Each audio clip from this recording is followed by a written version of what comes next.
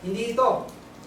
Ang sabi po kasi ng 1 John 2:16, yung tinatawag na lust of the flesh.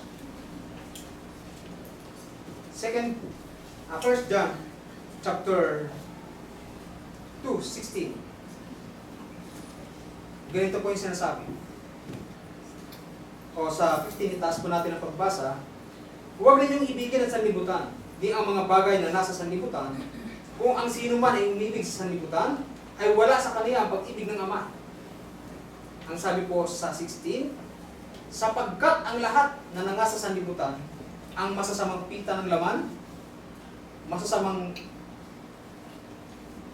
pita ng laman at masasamang pita ng mga mata, at ang kapalaluan sa buhay. So hindi yan yung ating dapat gawin. Yung lust of the flesh, lust of the eyes, kung ano yung makita mo, kahit meron pa na, bilhin mo pa rin yung bilhin. Kasi yung mundong ito, walang katapusan ng pag-offer sa tao eh. Ano po? Kasama ito sa tinatawag na yung Romans 12, chapter 2, Romans 12 verse 2, na huwag tayo magsipag-ayon sa mundong ito. Makontent tayo. Ang sabi nga ni Apostol Pablo, meron ka ng pagkain pananamit, masihan na tayo roon. So ang mundong ito, talagang isusubo lahat sa atin. Na minsan ginagrab natin ng ginagrab para masabi natin na in po tayo. Pero ang sabi ng banal na kasulatan, huwag tayo magsipag-ayon sa mundo mo. Pangalawa, Philippians 2:5. Ito yung dapat natin gawin. Yung pagpapakabawa ni Kristo. Dahil bilang mga alagad na gustong patunayan na iniibig natin ang Diyos, dahil ang sabi ng ating Panginoon Kristo, kung tunay kang alagad ko, susundin mo ang aking mga utos. So, ang sabi sa Philippians chapter 2 verse 5 to 8, yung pagpapakababa ang ginawa ng ating Panginoon Kristo po ito. Dahil ang mga Kristiyano po ay follower of Christ at imitator of Christ. Siya po yung ating ilagay sa isip natin na tayo pong lahat ay tagagaya ni Kristo. Kung ano ang ginawa niya, yun po yung ating susundin. Dahil imitator tayo ng ating Panginoon Kristo. Yun po yung ibig sabihin ng Kristiyano. Philippians chapter 2 verse 5 to 8. Magkaroon kayo sa inyo ng pag-iisip na ito'y na kay Kristo Jesus din naman. Na siya, bagamat nasaan yung Diyos, ay hindi niya inaring isang bagay na nararapat panangnan ang pagkapantay niya sa Diyos. So, siya ay Diyos na nagkatawang tao. Kundi bagkus sinubad niya ito at naganyang alipin at nagtulad sa mga tao. Ano siya? Diyos siya, pantay siya sa Diyos, pero hinubad niya yun. At nagpakababa. So bilang isang Kristiyano po, kaya ba natin magpakababa? Naalala ko yung illustration ni Brother Carrion noon. Nung siya po ay nagtuturo pa. Ang sabi niya, ito,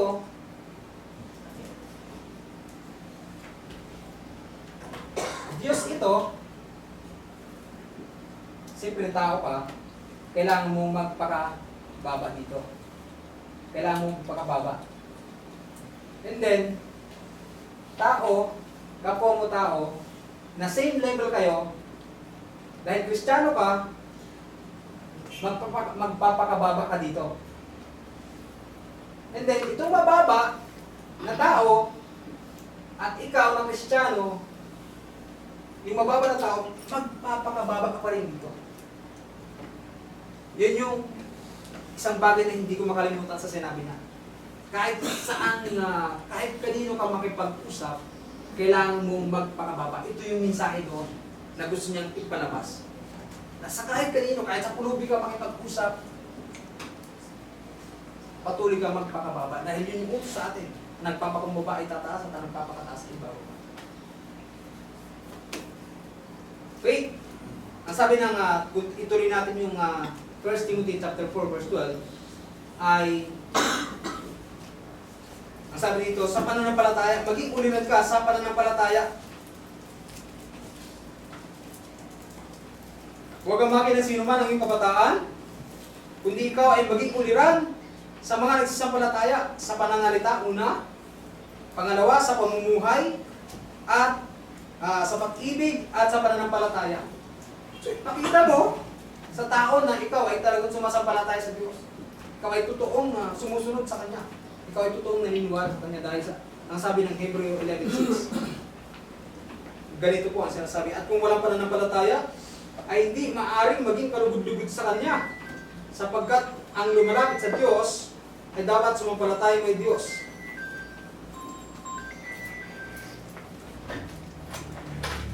Na siya ang tagapagbigay ganti na sa Kanya ay nagsisihan. So ito, maging halimbawa ka sa pananalita, sa pamumuhay, sa pag-ibig, ang sabi dito sa kalinisan, at sa pag-ibig. Balik tayo doon sa ating tinatalakay na pag-ibig. Nag-side trip na po ako. Meron pa akong 5 minutes. Ang sabi doon, dapat ba isang araw lang ang pag-ibig na ipadama tuwing sasapit na ba, February 14? Hindi po. Ang sabi ng John 15 verse 12 ay mga kaibigan tayo sa isa't isa. Ang utos ng ating Panginoon Kristo ay mga kaibigan sa isa't isa. Ang sabi sa John chapter 13 verse 34, ipadama mo araw-araw. John chapter 13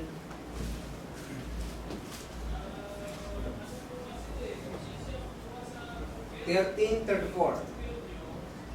Isang bagong utos ang sa inyo aking ibinibigay, na kayo mga kaibigan sa isa't isa, na kung paanong iniibig ko kayo, ay mga kaibigan naman kayo sa isa't isa.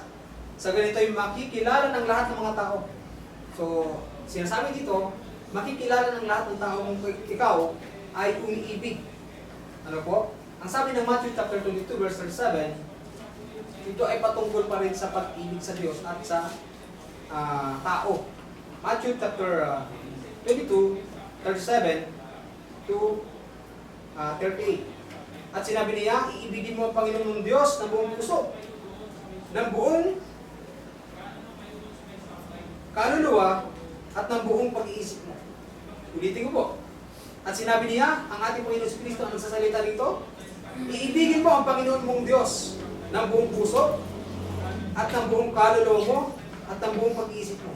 So mali yung sinasabi ng mundong ito na tuwing sasapit lang ang February 14 bago mo sabihin na mahal mo yung iyong mga mahal sa buhay. Ang sabi dito, sa buong pag-iisip mo kailangan ipadama mo yung pagmamahal. Ang sabi ng sa sunod ng talata, dito po ang sinasabi ng banal na sulatan patungkol po sa pag-ibig. 1 Corinthians chapter 13, at hindi naglingid sa ating kaalaman ang talatang ito, at alam natin ang talata po ito. At sariwain na po natin upang mapalalahanan ang ating ang bawat isa po sa atin. 1 Corinthians chapter 15 verse 4. 13:4 to 8. Ang pag-ibig, ang pagpahinuhod. Ito 'yon. Ito yung tinatawag na pagmamahal ng bawat isa na dapat sa buhay ng lahat ng mga alagad. Ang sabi rito, ang pag-ibig, mapagpahinuhod, o mapagpakumbaba, magandang loob. Ang pag-ibig ay hindi nananaghili. Ang pag-ibig ay hindi nagmamapuri, hindi mapagpalalo, hindi nag-uugaling mahalay. So hindi nag-uugaling mahalay, hindi masama yung ugali. Hindi inahanap ang kanyang sarili. Hindi inayayamot. Hindi inaalumana ang masama. Hindi inaalumana ang masama. Hindi nakigalak sa kalikuan, kundi nagagalak sa katotohanan. Lahat ay binabata, lahat ay pinaniniwalaan, lahat ay inaasahan, lahat ay tinitiis. Ang pag-ibig, hindi magkukulang kailanman. Kahit maging mga hula ay mga tatapos, maging mga wika ay titigil, maging ang kaalaman ay mawawala. Ano po? Yan yung pag-ibig, mapagpahinuhod, matiisin, hindi mahalay ang pag-ugali, na yan dapat ang ating patuloy na isa sa buhay.